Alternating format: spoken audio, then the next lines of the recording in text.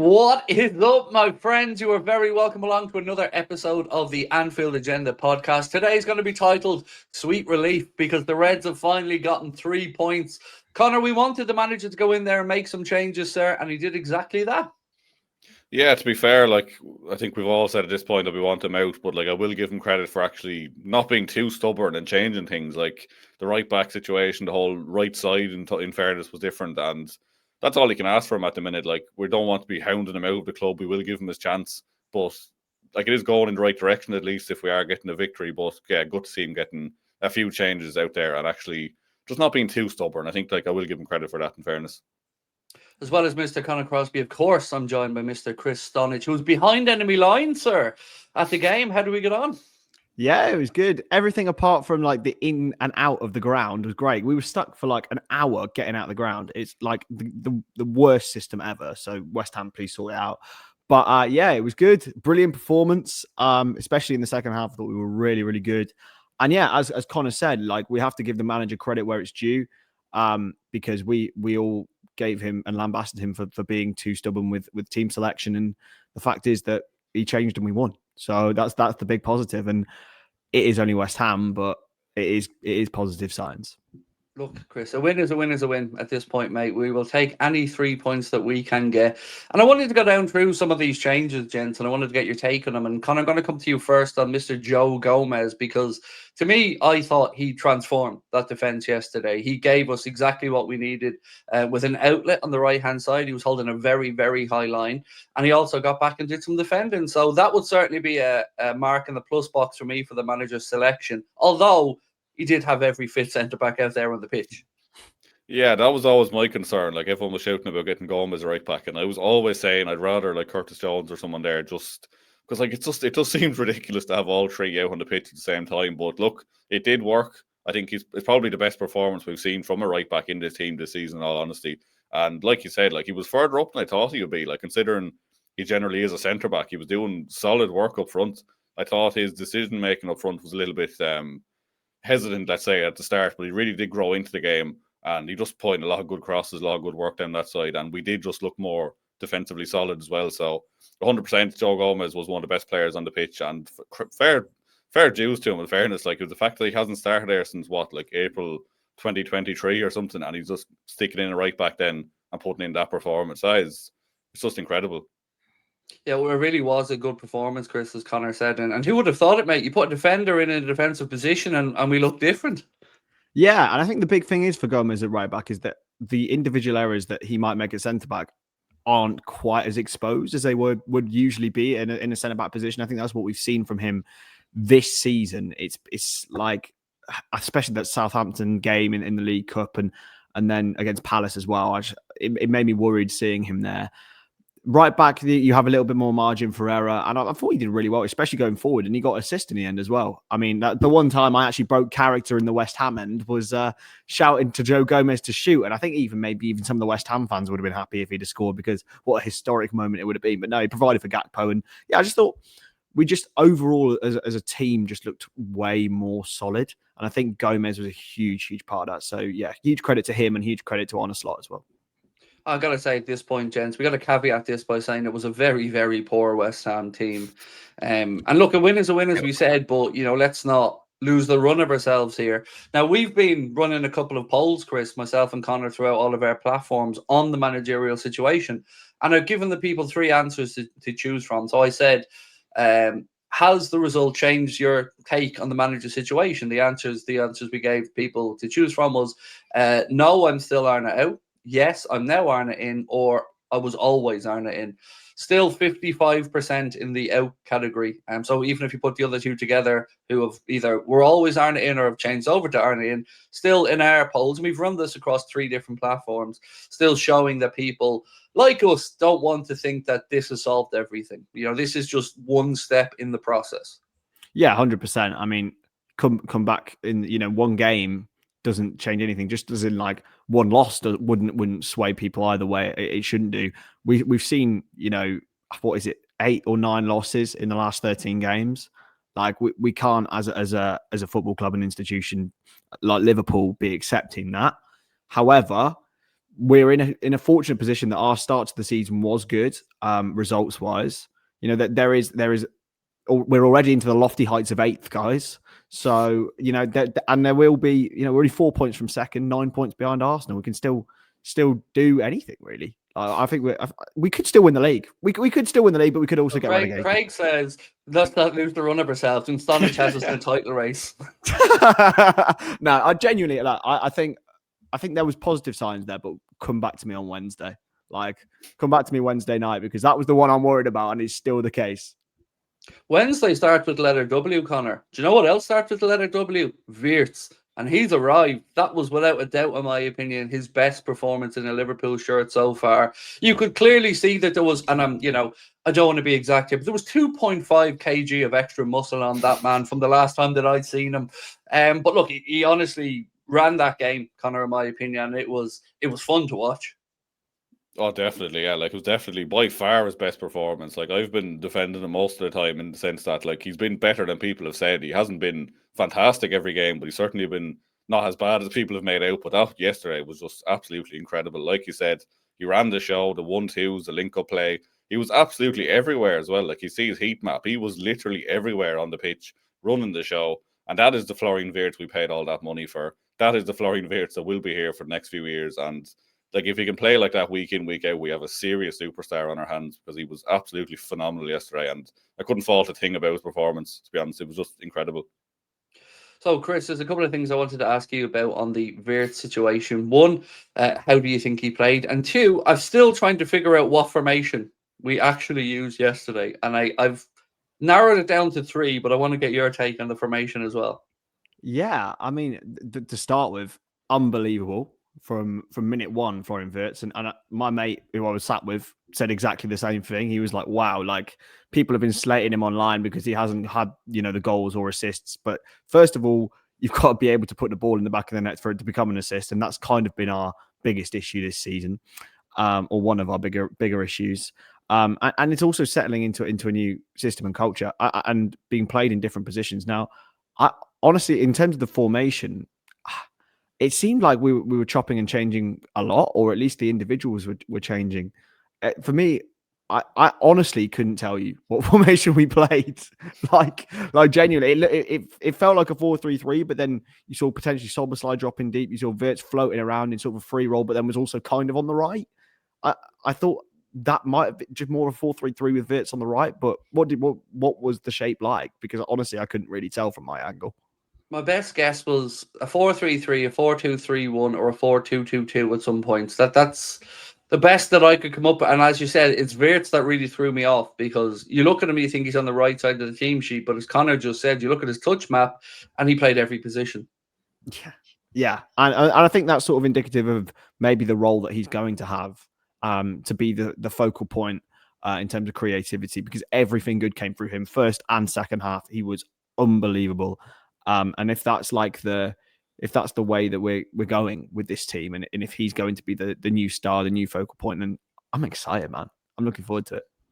One thing, Connor, that kind of plays into what we just said about Wirtz changing positions a lot. Arne said that he wanted to create an extra man in midfield in his post-match analysis of the game. So, you know, it's not like we're imagining things. He really was just being that availability, or the available person every single time our midfield was in possession. Yeah, like, I think this kind of plays into, we'll go on to Salah, I'm sure, later as well, but the fact that Salah wasn't there, does that open up the availability for, like, let's say, every time we get the ball, Wirtz is the first person we look for, rather than going wide to Salah?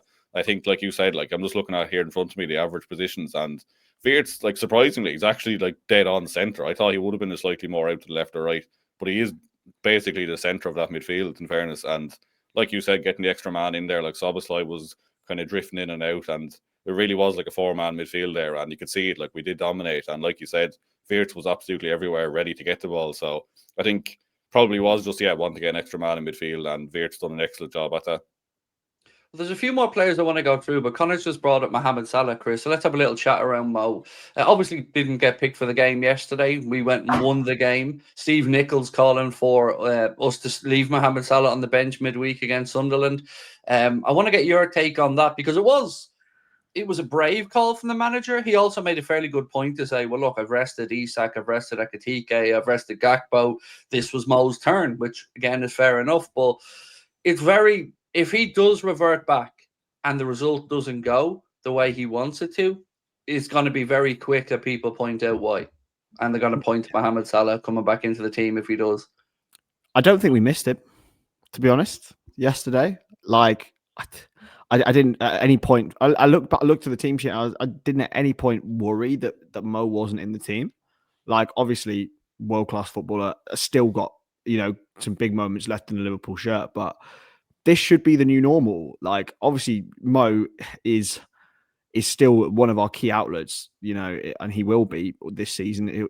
He's had this terrible start, but you look at it, he'll probably end up with 20 goals at the end of the season. Like, he's still got that in him. But yeah, we didn't miss him. I think we looked a lot sharper and a lot less predictable, which I think was the word. And also, to be fair and to give credit, we've spoken on this podcast over the last couple of weeks about, does the manager have the balls to drop Mo Salah? Well, was it a drop? Was it a rest? However he phrased it, he was left on the bench and he wasn't brought on. Like, we didn't need him. So yeah, maybe, just maybe it's a bit of a power move from Arne Slot to say, look, I'm willing to do this if it's getting us results. And if he comes in on Wednesday and we lose, well, there's only a common denominator there, isn't there? So yeah, it's going to be interesting to see how he integrates him back in, or whether he'll just continue to leave him out of the team. Well, Conor, if he does come back in, it won't be for too long anyway, because, he's got, 2 more games perhaps before he goes off and meets up with the Egyptian national team for the AFCON. So it will be interesting, mate. But were you surprised yesterday, Conor, when the team news dropped, to hear that he had indeed put Mohamed Salah on the bench? I was surprised, to be honest. Like, I think we all wanted it, to be fair. And like, I'm not trying to slag off Mo Salah here, but I think like at this stage we do need to just try something different, and it wasn't working for him. So I was surprised to see that the manager did actually do it, but it wasn't a surprise in the sense that it's what most fans wanted, and it paid off. And like Chris said, we didn't really miss him. Like, it was good that we didn't have to break the glass and go do an emergency bringing him on the last 20 minutes or anything. Like, he just sat there on the bench. We got a decent performance in, got the result, and went home with ourselves. Him fully rested. I'm sure that will help him as well. Like, the fact that he does get a few more minutes rest, and then if he does play against Sunderland, I'm sure he will be a bit more fit, a bit more energetic. Maybe he will do a bit more defensive work, but I can only see it as a positive, really. As long as Salah isn't getting pissed off, getting left on the bench, then I'm all for it. Like, if he plays every second game, if he plays 80% of our minutes even, like, he shouldn't be immune from being rotated like everyone else. Like Arne pointed out, like, Isak gets rotated, Salah or Wirtz comes off, like, everyone does come off, and Salah shouldn't be immune to that. So it was surprising to see him out, but I think it should be a thing that happens more often, to be fair. So, gents, what we learned this week was that Real Madrid had reached out to Liverpool to inform them that they have no intention of following through on their interest on Ibrahima Konate, and that the Santiago Bernabeu isn't going to be an option for him in the summer. Coincidentally, Chris, our centre-backs both looked a lot better this week. Now, Joe Gomez being alongside them could certainly be a big part of that. But one thing I want to say is I want to give the two boys their credit. I thought they both looked a lot less flustered than they have recently, particularly Virgin the last game. He looked a little bit fidgety, a little bit unlike himself. But I thought both of our centre-backs, in fact, that back four, did a really good job yesterday for what they did have to deal with. We didn't concede a single shot on target, Chris.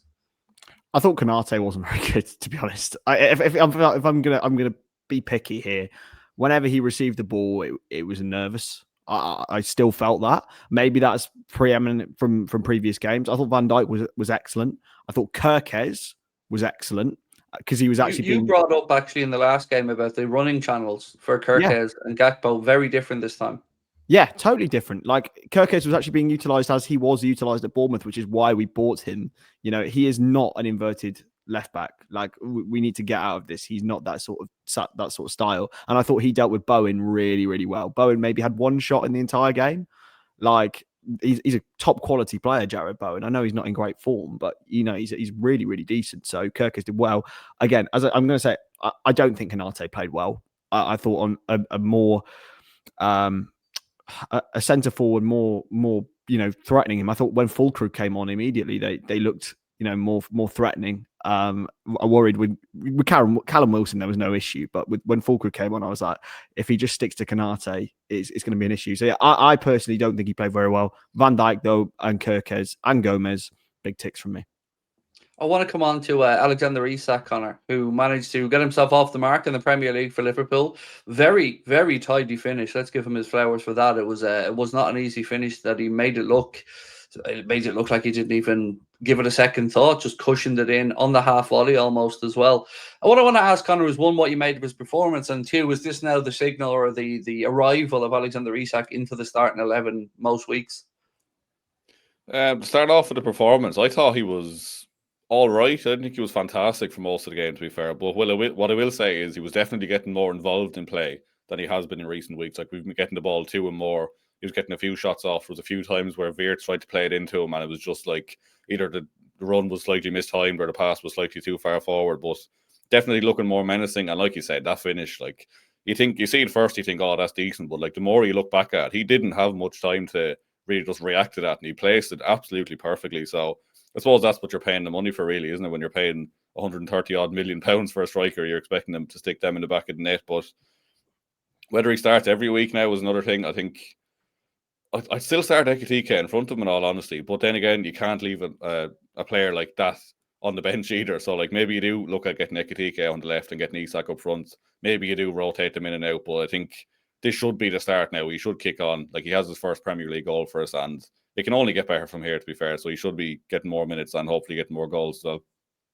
Chris, what I liked in his performance yesterday, and Connor's not wrong when he said he wasn't overly involved in the game, but how many times have we had this conversation about Mo over the years where we're like, he's on the edge of the game, but he has a moment. The moment's the difference. He gets the chance, he scores. There was a good piece of analysis on Match of the Day last night from Alan Shearer about the spaces that Isak was finding, but our players weren't finding him in those spaces. And it was actually a really, really good piece of analysis that broke down 4 or 5 times where Isak was in a position where he should have received the ball earlier, but we were taking that extra touch. Yeah, I mean, it's literally what we paid the money for, isn't it? Like that split second. Because if you look at where we faltered last season, I know we won the league. In moments like that, we missed a lot. You know, we could have gone on won a lot more last year, and it was because of missing out on these chances and just a snapshot from Alexander Isak, really. The keeper didn't have a single chance. He had one in the first half, I think, where he sort of did a weird overhead kicky thing. Did that happen? If I remember right, it up, and then he kind of tried to overhead kick it, and the keeper star jumped out and blocked it. Yeah, so it's sort of like he is going to get chances. I don't think he's ever going to be the Bobby Firmino or even Ekitike style of player who comes deep and gets involved. But I don't think that's what we paid for. So we are going to have to adjust to that. And having, I think, a player like Wirtz who can come deep and play it and be that extra body in midfield to then feed it into Isak, that's the stuff of dreams, man. Like, honestly, we could score so many goals with these two in the team. And that's why we paid the money for them, because they are the two of the very best in their position on the planet. So let's use them. And I think with Isak, you got when a striker scores a goal, you got to carry on playing him. Like, I know that sounds like a very like sort of old-fashioned Dean Saunders kind of thing to say, but like, when a striker is in form or when a striker has got the touch, play them, especially someone like Isak. What the analysis mainly focused on was when we did get into wide positions, we need to cross it early across the front of the 6-yard box to give Isak a chance to get in on the end of it. The analysis really did highlight that Gomez, Kirkes and others were taking a touch to set themselves, and then that passing channel was closed. It was really good, and I'm around football a very long time, and I'd say I don't usually learn a lot from watching Match of the Day, but this piece I did find quite informative. So if you guys get a chance, I'd say it's definitely worth having a little look at it. So Connor, you may be aware of this, having worked with me for 8 years, but I'm quite the hothead, and my mouth runs away with me on an occasion. No. Now, I know. If I'm sitting here saying to Lucas Paqueta, Jesus lad, relax, calm down now, you're getting yourself into trouble here, you know something's wrong. What on earth was going through his head? Because it wasn't even his foul initially. He mouthed himself into a yellow. We had Alisson. We had another Liverpool player, his own teammate. The referee was doing everything, asking Jared Bowen to get him away. And he still talked himself into the most ridiculous red card I've seen. It was absolutely ridiculous. And I just wanted to highlight, actually, I didn't notice it during the game, but I seen a clip today where Van Dijk was speaking to the ref. He looks back and sees Paqueta, and he literally puts his hands up and moves out of the way to be like, "Oh, you go on through, you're getting your second yellow." So it was an assist by Van Dijk on that one. But I just don't know what was going through his head. And then like to go on to Twitter afterwards and double down. Like the man was just saying anything. He was just saying every word in English he knew and still not coming out at any point. Like I've no idea what he was even on about in that statement, to be honest. Like it was just, what's the relevance? Like he's gone on about his betting stuff and all. Like it's just like he just seemed to have lost the head. And even after a game, he still hadn't calmed down. It was just absolute insanity. Like I've never seen anyone get 2 yellow cards for dissent. Like it's just insane. You could see, Chris, the ref was trying. He was trying everything. He was a Bowen. He spoke to a couple of Liverpool. Alisson was arm around the shoulder to his international teammate. And nothing was going to get Paqueta calmed down, and eventually he got the red. We were just in the ground, like totally baffled. Like no one around us knew what was going on. Like it was, I thought that he'd like maybe thrown an elbow or like something had been said. Like no one actually knew. And then they came up on the big screen with two dissent yellow cards, and we were, okay, it makes sense. Yeah, it was baffling. Like as you said, like Bowen. I think maybe the one thing I would say is maybe Bowen could have tried to be a bit stronger in that situation and you know completely and utterly like just drag him away like physically, but there was nothing stopping Paqueta, was there? It's genuinely the most bizarre red card I've ever seen. But actually, West Ham looked better after the red card. So, I mean, if they had gone on unequalised, then maybe they could have thanked him. But yeah, totally lost his head. I don't know what on earth psychologically could have happened there. I honestly, I'm lost for words with it. That chance you spoke about to Jared Bowen came after Paqueta was sent off as well, the one that he just missed the top corner. So I want to ask you guys a quick question to finish up on this game. Conor, are they realistically relegation threatened this season, West Ham? I never thought I'd be saying this about the modern day West Ham, but are they genuinely real contenders to go down? Yes, I think is the answer. Yes. I think they're just so poor. And like I can't remember if it was even on the podcast or beforehand, but that tweet, like where the West Ham fan was basically saying, like everyone comes to West Ham, thinks they've turned the corner, but turns out that we're just playing West Ham. So like they are very poor. Their own supporters don't really back the team either. And I think the only thing that could save them is the fact there's so many poor teams in the league this season. Like you look at that table, like Wolves are already gone. Then you have who else is actually there? Leeds and Burnley. Like they're so poor. Forest are probably safe. They're probably like turned around. But I think West Ham, Leeds and Burnley, two of them are going around, and it would not shock me one bit to see West Ham going down because they're absolutely horrendous. Forest thought they turned around, but it turns out they just came to Anfield. Yeah. Fair point. So, Chris, you were inside the stadium, and you said to us the atmosphere was flat, very flat. You're not going to get over a relegation battle with that. No, it's. I feel sorry for West Ham, man. Like that ground is honestly like just not built for football. I don't know. I genuinely don't know why it's just ruined them because you remember like Upton Park, the Boleyn Ground was an absolute like just horrible place to go. And now you've got this place where it's just sort of soulless. Fair play. They did a lot of, Billy Bonds, rest in peace. They really, honoured him well. But after that, it was a pretty disgraceful atmosphere, to be honest. But that was only in our area. Maybe it's sort of like maybe we were sat in like the main stand at Anfield where it can be a bit quieter. But it was bad. Like all you could do is hear the Liverpool fans the entire game. It was absolutely nuts. Like I don't think they will go down. The only reason being, as Conor mentioned, like there's three considerably worse teams. I think the only thing that could save Leeds is their home fans. Same with Burnley, their home form. But yeah, West Ham is dire, and Nuno as well. Nuno's I think he's a good coach. But yeah, yes, he's a very good coach. Absolutely, former goalkeeper as well, so he knows what's up. Right. I wanted to talk about Antoine Semenyo, gents, because there's been a lot of chatter over the last few weeks that we're interested. There's the chatter that Manchester City are interested. So what I wanted to ask Conor is, putting aside our own Liverpool biases, what team do you think he would genuinely suit better, Manchester City or Liverpool? And the reason I'm asking is somebody said something to me yesterday about kind of other up-and-coming English footballers, I know he plays for Ghana, but English-based footballers who've moved to Manchester City in the past, and even Grealish was a good example of a career that just didn't quite blossom. So it got me thinking, and my own thoughts are, and I swear to God this isn't just my bias, I honestly think he's a better fit for us than he would be for Manchester City, but I wanted to get your take on it. I think I'd agree, to be fair. Like, I think it's hard to even know like which team needs it more either. Like West Ham, Man City have a few. They definitely do. They definitely do. Yeah. like, yeah, we could definitely do with that profile of player, like a player who can actually run at defenses. Like, they already have Doku and SEMENYO and a few other players who can actually do those things. But like, I think we probably need him more than City, but I'm sure he would do a job in City as well, to be fair. Ultimately, I hope we do get him, but yeah, it's hard to know. I think he would suit both teams, to be fair, because I think he's one of them players who just would settle in anywhere and he'd bang in the goals. So I think I'll go with us, but I think I could definitely see him at City as well, to be fair. I could see why they want him. So Connor's a pussy, Chris, and he's sitting on the fence. So what I want to know from you is, what team would he suit more? And I'd also like to know as well, are you surprised that we are being linked with a wide player in this window and that we're not crawling over broken glass to get a centre-back? Well, I certainly hope. Well, both things are needed, right? We've got a broken arm and a sort of a stubbed toe. So we need a clear. Don't say that. Chelsea fans might be listening. Don't say anything about stubbed toes, mate. They're still a bit sensitive about it. But yeah, we're clearly fixing the toe first. So yeah, I actually think he would suit Arsenal, like down to a ground. Like that wasn't the question. It was I know. Liverpool. I know. I don't want to like. I think he'd be amazing for us. I don't think City would be the right place for him, but for us or Arsenal, he would be incredible. And I think, to be honest, I'd say Arsenal. Like if they sell Martinelli, for example, and bring in Semenyo, that is a huge upgrade. But for us, I think he is exactly the forward we need.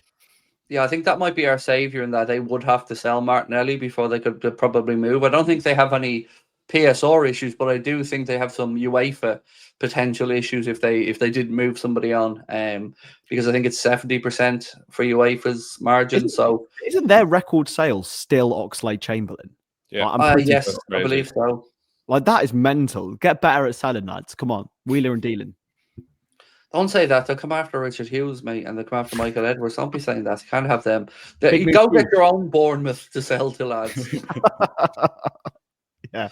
I wanted to move on, Connor, to something that Dean Jones of ESPN said, and he said the Konate wanted that move to Madrid, but having withdrawn their interest. Where does that leave him and his Liverpool future? Because I'm going to be honest, dude, I'm very petty about these things.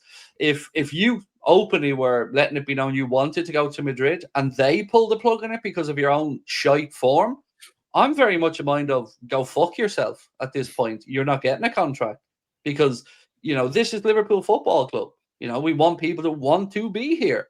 And if he was openly letting it be known that that was his dream move and like it's his own fault that hasn't happened, there's a contract offer on the table from us. It just feels like for fans, again, we've been played by another player who wanted this move away. And I really get wound up by these things.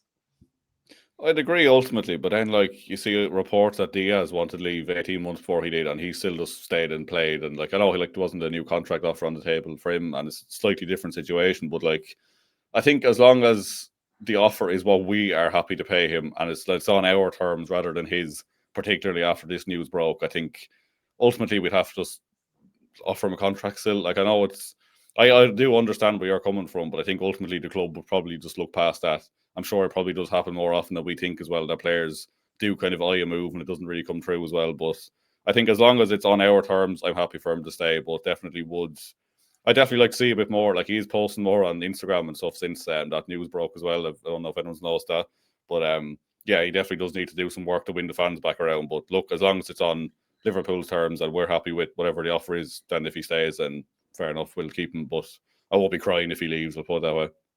I think, Chris, we're particularly sensitive as Liverpool fans at the minute, especially when Real Madrid and free transfers are coming into the conversation. So it kind of stings a little bit more. Like if it was Paris Saint-Germain he was weighing up a move for, I'd probably be a bit more understanding because I go, right, that's his city, that's where he's from. But yeah, as I said, mate, I'm very bitter about these type of things. So for me, it would be a case of would probably revise that offer down at this point if I was Liverpool or I just pull it. I'm not even going to lie, mate. I don't care at this point. You've said you didn't want to be here in my head. But look, I'm a bitter little fool. I get that. I think if you, I know this is hard, Craig, but we're going to have to remove all emotion from it, which is difficult because. Okay, Richard, calm down. Right. So, Ibu Konate, is he a good centre back? Yes. He can be, definitely. Do over the last 5 years, like in terms of on the market, is there anyone better? Yes, there is. It's Mark Gahey. Oh, we're going to go and get him. Oh, great.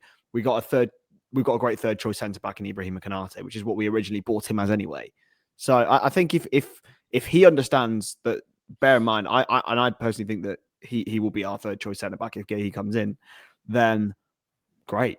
And if we are the boss now, because who's going to, he can't, if he leaves, he'll have nowhere to go. Like, there will be people who come in for him, but it won't be at the level of Liverpool, and it certainly won't be at the level of Real Madrid. So yeah, I think we've got all the cards now. It's sort of played out perfectly, really, apart from the fact that he's played shit. Like, it's played out really well for us. So in my head, Conor, in the next, let's say 2 years, because Virgil's still here, I can see our centre-back quartet, if Konate stays, being Konate, Gay, Leone and Quansah. Because it feels like we really do have an intention to bring back Jarell Quansah. And, his performances for Leverkusen seem to be really, really positive. So what's your thoughts on that potential quartet of centre-backs down the line? Do you think we will trigger that clause for Jarell Quansah? You could certainly do worse than them four, to be fair. And like you said, Quansah, like everything you see and read about him, he does seem to be very positive. And the fact that he has a pre-agreed contract, I think, says a lot. Like, I've never heard of that to happen for a buyback clause. Like, the terms and the salary, everything's already nailed down. Like, that is, if that's not an indication that the club is going to be very, very seriously considering it, I don't know what is. Like, you see likes of Harvey Elliott going out with, like, I don't know if he has an actual buyback clause or just a sell-on clause. Like, you see this in every deal we do now. Even like Tyler Morton and all. Like, we always put these clauses in, but that is an extra step which we've never seen before. So it could just be a glorified loan, in all honesty, and then we pay the extra, whatever, 20-30 million will be to get him back if he does hit the levels we think he can. And it's a very clever bit of business if it does come off, because I'm sure the contract he's agreed, again, is something we're going to be happy with if he's at that level. And we've ultimately got back a much better centre-back, far more experienced, homegrown again, will know a lot of the staff, a lot of the players. Like, it's a seamless fit. And it could be, like I said, an extremely clever bit of business if it does come off in the next 2 or 3 seasons or whenever the clause does end. I wasn't aware of that. Like, so what, we've agreed a contract for if we buy him back. Yeah, if he comes back, he's on X, Y, Z, whatever. Like, yeah. Really? There was something came out. I'll message you on WhatsApp afterwards to tell you exactly where, because I don't have it to hand. But something came out that said that not only is the buyback value in there, but he's already signed an agreement to come back on a certain wage, and that's already pre-signed. That's big move, Hughes. It shocked us when it came out, because we'd no inkling of it whatsoever. But if that is the case, Chris, it's certainly a proactive, positive step. I was going to come out and say, are you sure about that whole Quansah thing? But that's completely changed. That's Lewis Steele said it. Said it can be revealed that Liverpool have a pre-existing agreement in place with Quansah over the terms of future contracts should they decide to use their buyback clause. That was inserted when he was sold to Bayer Leverkusen. That is insane. That's good business. Look, if he develops really well, brilliant. Like, as you said, seamless fit, homegrown, everything. Like, personally, I thought selling him was the right idea. Especially maybe because it helped fund the deals for Wirtz and Isak. But yeah, if we can get him back, even better. So a couple of quick things before we start to wrap this up, Jen. So Salah coming back in on Wednesday. Do we think, Conor, it's going to happen? And also, if he does come back in, I really want Joe Gomez to be at right back, because then we can have a better comparison about Salah's performances as well. So your thoughts on whether he comes back in on Wednesday against Sunderland? And again, it's important that he has that protection behind him for Joe Gomez. Yeah, I think whether we agree or not, I think he probably will start a game just because he didn't start against West Ham. And I would fully agree with what you said. Like, Gomez has to start right back to give Salah that chance. Like, if he comes in and plays well with Gomez behind him, then maybe we can put a little bit of the blame on whoever's been behind him when he has been playing, to be fair. Like, it's, if he has that bit more solid, consistent player behind him, maybe he can flourish a bit more. But I think he deserves that chance to play with that system, to be fair. Like, he deserves to come back in and see is there any difference. But I think I would put my money on him definitely starting on Wednesday. Again, whether I agree with that or not necessarily is a different thing, but I think definitely he will start. And yourself, Chris? Yeah, I think he will. I'm also sort of tentative about Gomez because has he got the fitness levels to be playing 2 games in 4 days? I'm not sure, but if in an ideal world he would play with Salah. And I think, as I said in previous podcasts, like, Salah has looked better this season with a natural right back behind him. Gomez has more natural right back than Szoboszlai or Jones. So yeah, I would start him actually. I do think that it is an opportunity for him to say, like, look, I'll be back in form after the AFCON. It's gonna be good. So yeah, and to be honest, it's I think he does deserve it. He has got credit in the bank, like at the end of the day, so he deserves an opportunity. I'm not going to lie, lads. In my predicted 11, I don't have him in it because I think Taking emotion out of it. I hate to say this, but I agree with Steve Nicol. I do think we just looked more balanced without him in the team. And But again, is I've that always just because said we're playing West Ham? Like, Yeah, true. That's true, but it's Sunderland. Sunderland are above us. Sunderland are good, but come on, let's be honest. It's a promoted Sunderland. We should be beating them at Anfield. I can hear the clips already. No.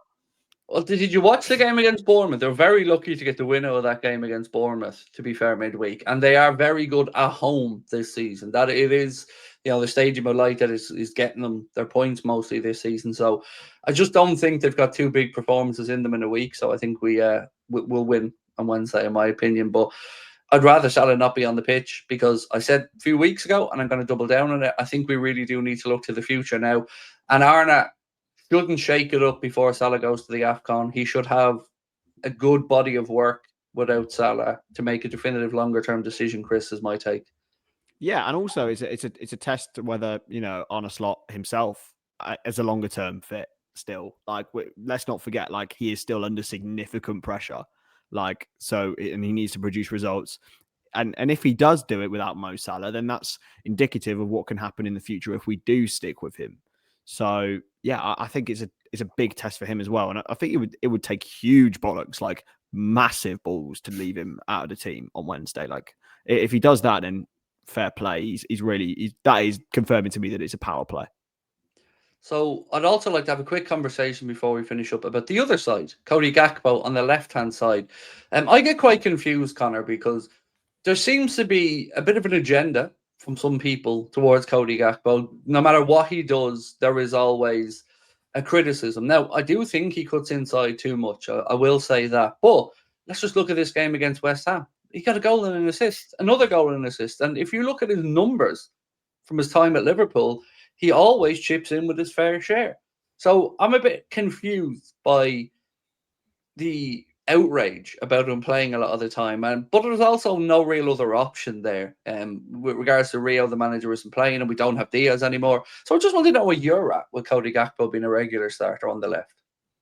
It is a really strange one, isn't it? Because like you look at him play, you don't think he's playing that well, but he does just have an output. He does get goals and assists. Like, he's our top goal contributor this season, and I think I seen a stat earlier, he's created the most chances. I don't know if it's in the league or just for us, but some crazy stat of him creating those chances anyway. And yeah, like, I thought he was decent yesterday, to be fair. I don't think he was the best player on the pitch by any stretch, but like a goal and assist, you can't really go against that too much, in fairness. Like, again, he does coin too much, but is that part of the instructions?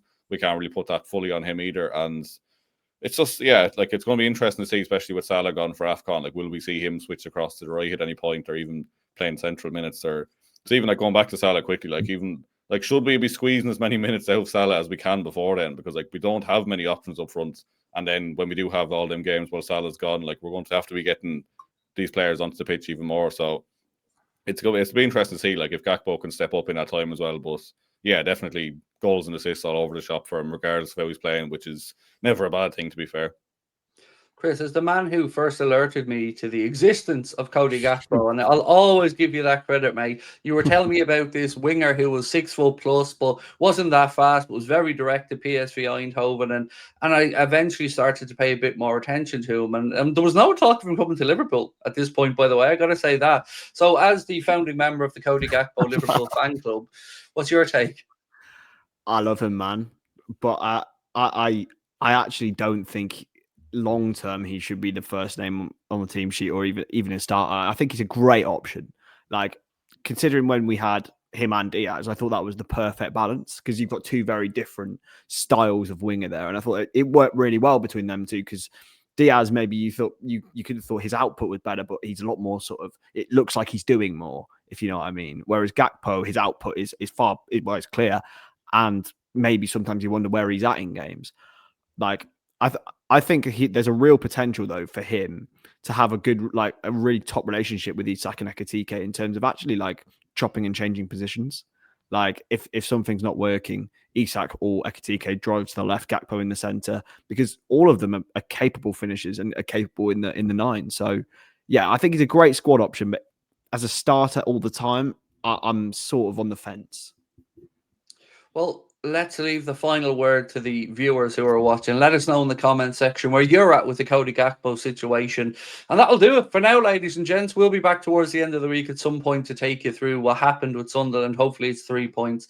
Massive thank you to Chris and to Conor for joining me as always. Chris, straight in off travelling back from London. Didn't even get to go to the loo. He was straight down, sitting in front of the microphone. Conor's been busy finding every little bit of wood to stick behind him that there is in the county of Wexford. And yeah, we'll talk to you soon. Much love.